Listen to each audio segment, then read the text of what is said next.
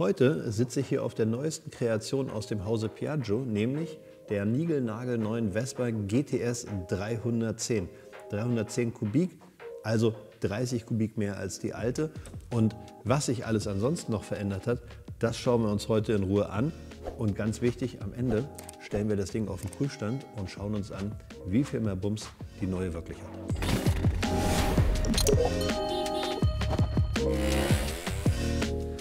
So, und hier steht es auch, 310 Kubik.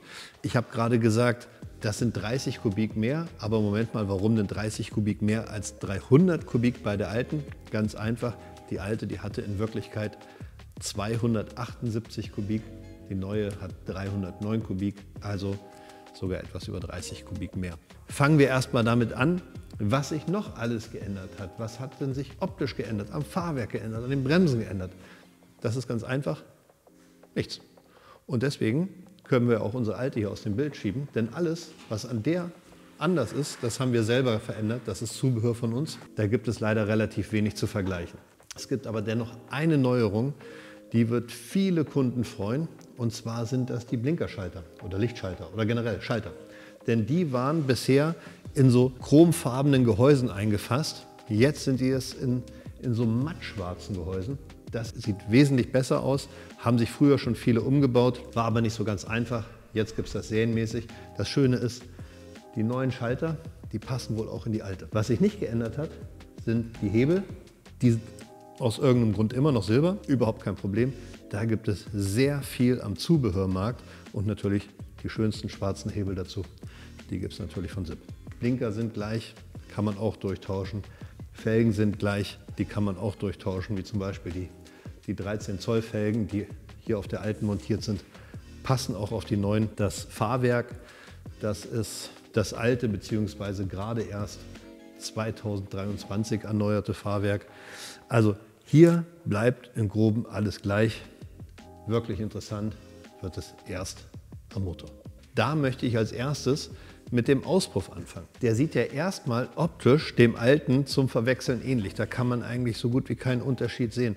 Aber dieser Roller, der erfüllt ja die neue Abgasnorm Euro 5 Plus. Das bedeutet, auch der Auspuff ist anders gestaltet. Er hat vor allem 2 Lambda-Sonden und das stellt viele Hersteller von Zubehörausspuffanlagen vor ein Problem. Wir haben schon mit vielen Herstellern gesprochen und daher wissen wir, sie kämpfen alle noch. Es wird also höchstwahrscheinlich noch etwas dauern, bis Auspuffanlagen auf dem Zubehörmarkt erhältlich sind. Aktuell ist das noch nicht so weit, aber ich hoffe mal, zum nächsten Frühjahr gibt es schon die ersten Anlagen. Na gut, gehen wir auf die andere Seite. Hier sieht man diese Abdeckung. Das sieht eigentlich auch erstmal aus wie bei der alten, aber wir wissen schon, diese Abdeckung, diese Deckel, die sind nicht kompatibel mit der GTS 300. Was da drunter liegt, das wissen wir nicht genau. Höchstwahrscheinlich kann man Zubehörteile wie Variomatic von der alten montieren. Wir wissen es aber nicht. Was aber höchst unwahrscheinlich ist, dass es Sinn macht. Denn der neue Motor wird auch eine neue Abstimmung der Zubehörteile oder Tuningteile benötigen. So, wenn man hier mal drunter schaut, damit man ein bisschen mehr vom Motor sieht, dann sieht man erstmal wieder das Gepäckfach. Hier sind die Spiegel, die sind noch eingepackt. Also dieses gute Stück ist wirklich sehr, sehr neu. Bei der Gelegenheit kann ich euch sagen, dass auch die Spiegel gleich geblieben sind. Auch die Halterungen sind gleich geblieben. Auch da könnt ihr das auf den Zubehörmarkt nehmen, was es bisher gibt.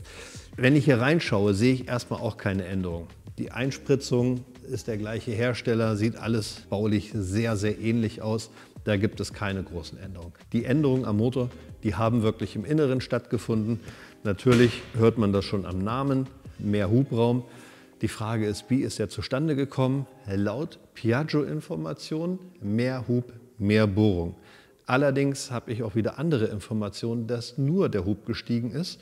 Und interessanterweise ist auch die Ersatzteilnummer vom Kolben gleich geblieben. Also es ist sehr wahrscheinlich, dass der Kolben weiterhin 75 mm Bohrung hat und der Hub ist jetzt von 63 auf 70,1, glaube ich, gestiegen. Das Interessanteste an dem neuen Motor ist natürlich, wie viel mehr Leistung hat er wirklich? Denn die alte, die hatte laut Werksangabe 23,8 PS, die neue hat 25 PS.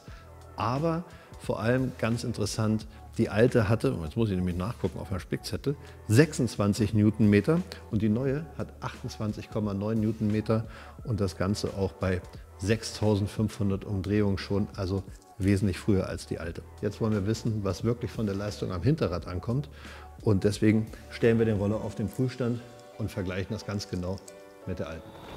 So, bevor ich hier auf den Prüfstand gegangen bin, habe ich natürlich die Gelegenheit genutzt und bin das Ding hier ein paar Mal auf dem Hof hoch und runter gefahren, um mal zu merken, wie sich der Motor anfühlt. Und ich muss sagen, auf den ersten Metern jetzt, ne, also ich bin auch die alte im Vergleich gefahren, auf den ersten Metern kommt die alte fast sportlicher vor. Also dieses erste Losfahren, das macht fast den sportlicheren Eindruck bei der alten.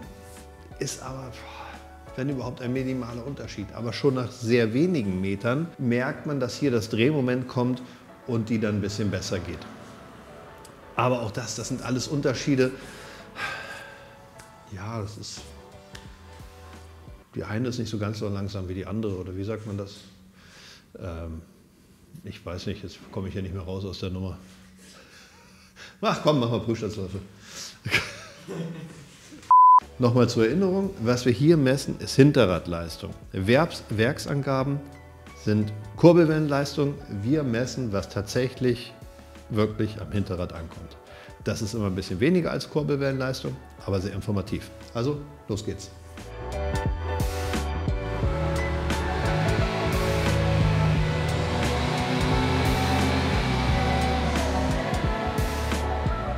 Wie ich finde, ein sehr interessantes Ergebnis, denn ich zeige euch jetzt erstes Mal hier die Kurve von der GTS 300.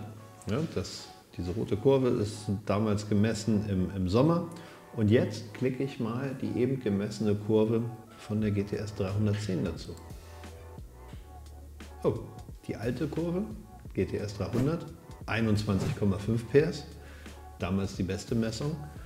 Jetzt die beste Messung, GTS 310, 21,4 PS. Gleiche Leistung innerhalb der Messtoleranz. Was denn da passiert?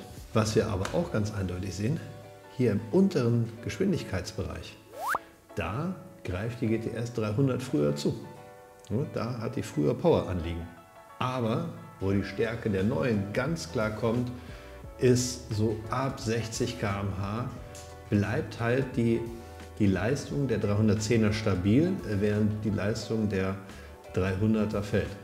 Und auch noch sehr interessant, hier hinten bei ungefähr 122, 123 km/h macht die 310er zu. Die 300er, die hat damals 2-3 km/h später erst dicht gemacht. Also elektronisch abgeriegelt. Gut, was sagt uns das? Erstmal nicht viel, außer dass der Leistungsgewinn überschaubar ist. Der Roller ist sehr neu.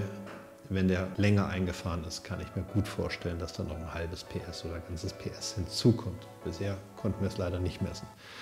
Dann die zweite Sache, diese Lücke hier vorne, direkt beim Anfahren zur alten Version GTS. Das ist etwas, was man wahrscheinlich sehr schön mit etwas Abstimmung der Automatik zumachen kann. Gehe ich jetzt einfach mal von aus. Wie gesagt, bleibt abzuwarten, was der Zubehörmarkt in nächster Zeit liefert. Mein Fazit zur neuen Vespa GTS 310. Die neue ist im Wesentlichen die alte. Wirklich neu ist nur der Motor. Und der hat auch nicht wirklich mehr Spitzenleistung. Aber wenn man sich das Diagramm genau anschaut, dann sieht man doch, dass er deutlich bessere Performance hat. Also ein wirklicher Gewinn.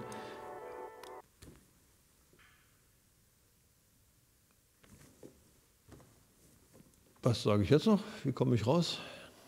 Übrigens, alle wichtigen Grunddaten zur neuen Vespa GTS 310 findet ihr bei uns in der SIP Model Base. An dieser Stelle möchte ich mich nochmal ganz herzlich bei der Firma Wimmer und Merkel bedanken, weil sie uns dieses Fahrzeug zur Verfügung gestellt haben. Wenn euch das Video gefallen hat, nicht vergessen, Bimmel drücken, liken, ein Abo dalassen. Bis zum nächsten Mal. Ciao.